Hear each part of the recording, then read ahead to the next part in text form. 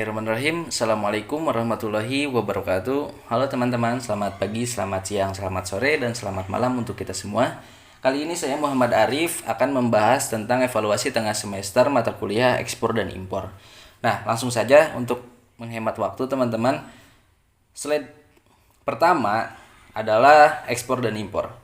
Manajemen ekspor dan impor adalah serangkaian aktivitas yang dilakukan oleh perusahaan untuk mengelola kegiatan ekspor dan impor mereka. Tujuan dari manajemen ekspor impor ini adalah untuk memastikan bahwa perusahaan dapat menjalankan kegiatan ekspor impornya dengan efisien dan efektif serta meminimalkan risiko dan biaya yang terkait dengan kegiatan tersebut.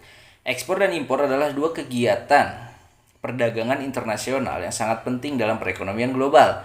Ekspor adalah kegiatan menjual barang atau jasa dari suatu negara ke negara lain. Pihak yang melakukan ekspor biasanya merupakan produsen atau penjual dari barang atau jasa tersebut. Keuntungan dari ekspor adalah bahwa dapat memperluas pangsa pasar dan meningkatkan pendapatan negara. Sementara itu, impor adalah kegiatan membeli barang atau jasa dari negara lain. Pihak yang melakukan impor biasanya merupakan konsumen nih, teman-teman, atau pembeli yang membutuhkan barang dan jasa tersebut.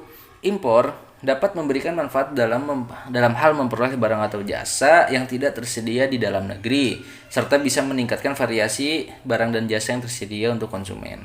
Ekspor dan impor berkontribusi pada pertumbuhan ekonomi global karena memberikan kesempatan kepada negara-negara untuk mengembangkan kekuatan ekonomi mereka dan memperoleh barang dan jasa yang mereka butuhkan untuk memenuhi kebutuhan mereka. Oleh karena itu, ekspor dan impor menjadi faktor penting dalam perdagangan internasional dan dalam kegiatan bisnis global. Nah, selanjutnya adalah perusahaan yang melakukan kegiatan impor nih, teman-teman. Nah, berikut ini merupakan contoh perusahaan yang melakukan kegiatan impor. Saya mengambil contoh di sini adalah PT HM Sampurna Tbk, yaitu perusahaan rokok terbesar di Indonesia dan memiliki beberapa merek terkenal seperti Sampurna, Amil, dan Ji Samsu. Bahan baku utama yang diimpor oleh PT HM Sampurna Tbk adalah tembakau. Tembakau impor tersebut biasanya berasal dari negara-negara seperti Brazil, Zimbabwe, dan Amerika Serikat. Selain itu, perusahaan juga mengimpor beberapa bahan penolong seperti kemasan, tinta, dan lem, dan lain-lain. Nah, selanjutnya adalah alur dari kegiatan impor PT HM Sampurna. Yang pertama adalah identifikasi kebutuhan bahan baku PT HM Sampurna. Nah, PT tersebut melakukan identifikasi kebutuhan bahan baku untuk dapat dipenuhi oleh petani tembakau lokal di Indonesia. Lalu, ada pemilihan supplier dan negara asal. PT HM Sampurna memilih supplier dan negara asal bahan baku yang sesuai dengan kualitas dan kuantitas yang dibutuhkan. Lalu, yang ketiga adalah pengajuan izin impor.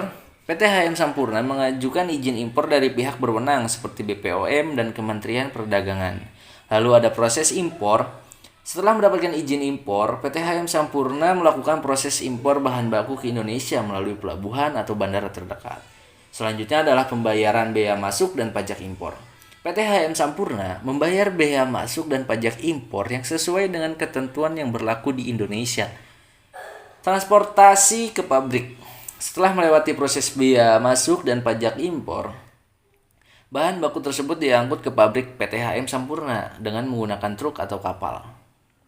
Lalu, proses produksi. Nah, bahan baku tersebut kemudian diolah di pabrik PT HM Sampurna Tbk dan menjadi produk rokok yang siap dipasarkan. Selanjutnya adalah distribusi produk rokok. Rokok-rokok tersebut didistribusikan ke seluruh penjuru di Indonesia dan mungkin juga diekspor ke negara lain. Yang terakhir adalah finish dari kegiatan impor ini adalah pelaporan kegiatan impor PT HM Sampurna. PT HM Sampurna melakukan pelaporan kegiatan impornya secara berkala ke pihak berwenang seperti Kementerian Perdagangan dan Kementerian Keuangan. Nah, untuk pembahasan yang selanjutnya adalah tentang Incoterms nih, teman-teman.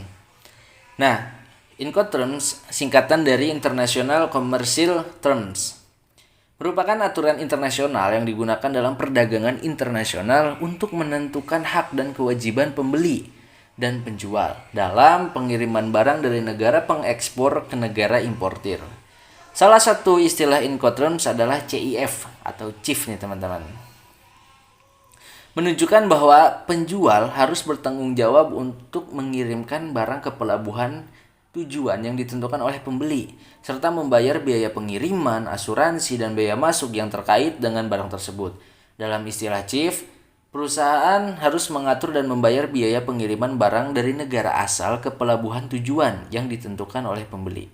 Selain itu, penjual juga mengurus asuransi barang yang dikirimkan selama dalam perjalanan hingga tiba di pelabuhan tujuan.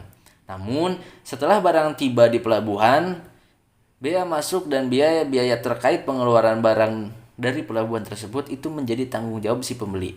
Dalam hal ini, istilah chief memberikan kemudahan bagi para pembeli karena tidak perlu mengurus biaya pengiriman dan asuransi barang selama dalam perjalanan. Namun, istilah chief juga memuat resiko bagi pembeli karena harus membayar biaya masuk dan biaya terkait pengeluaran barang dari pelabuhan yang dituju. Oleh karena itu, penting nih bagi teman-teman semua, penting bagi kedua belah pihak, penjual dan pembeli, untuk memahami dengan jelas ketentuan Incoterms yang digunakan dalam kontrak jual beli internasional. Nah, lalu pembahasan yang terakhir adalah contoh dari kegiatan chief nih teman-teman. Kegiatan impor atau ekspor yang menggunakan Incoterms. Nah, berikut ini merupakan kegiatan impor dengan menggunakan chief. Misalkan perusahaan A di Indonesia ingin mengimpor mesin pemanas, ingin mengimpor mesin pengemas dari perusahaan B di Jepang. Dalam kontrak jual beli tersebut disepakati menggunakan istilah chief. Berikut ini adalah alur impornya nih teman-teman dengan menggunakan chief. Pertama, penjual yaitu perusahaan B harus menanggung biaya pengiriman barang dari pabrik di Jepang ke pelabuhan di Indonesia. Lalu penjual juga harus mengurus dan membayar biaya asuransi barang selama dalam perjalanan hingga tiba pelabuhan tujuan di Indonesia. Setelah barang tiba di pelabuhan tujuan di Indonesia, biaya yang menjadi tanggung jawab pembeli yaitu perusahaan A antara lain. Yang pertama adalah poin 1 adalah bea masuk yang harus dibayar kepada pihak berwenang di Indonesia. Dan poin kedua adalah biaya yang terkait dengan proses kepabeanan seperti pajak impor dan biaya pemeriksaan dokumen. Dalam kasus ini, perusahaan A sebagai pembeli tidak perlu mengurus biaya pengiriman dan asuransi barang selama dalam perjalanan. Namun, perusahaan A harus mempersiapkan dana untuk membayar bea masuk dan biaya-biaya terkait proses kepabeanan setelah barang tiba di pelabuhan tujuan di Indonesia. Hal penting dalam kegiatan impor dengan chief adalah kesepakatan mengenai syarat serta kondisi pengiriman barang, asuransi barang, dan bea masuk yang harus jelas dalam kontrak jual beli antara kedua belah pihak. Selain itu, perusahaan A sebagai importir juga harus memperhitungkan biaya-biaya terkait kepabeanan dan pengeluaran barang dari pelabuhan tujuan dalam perencanaan kegiatan impornya. Baik teman-teman, saya rasa video ini cukup sampai di sini. Kurang lebihnya mohon maaf. Assalamualaikum warahmatullahi wabarakatuh.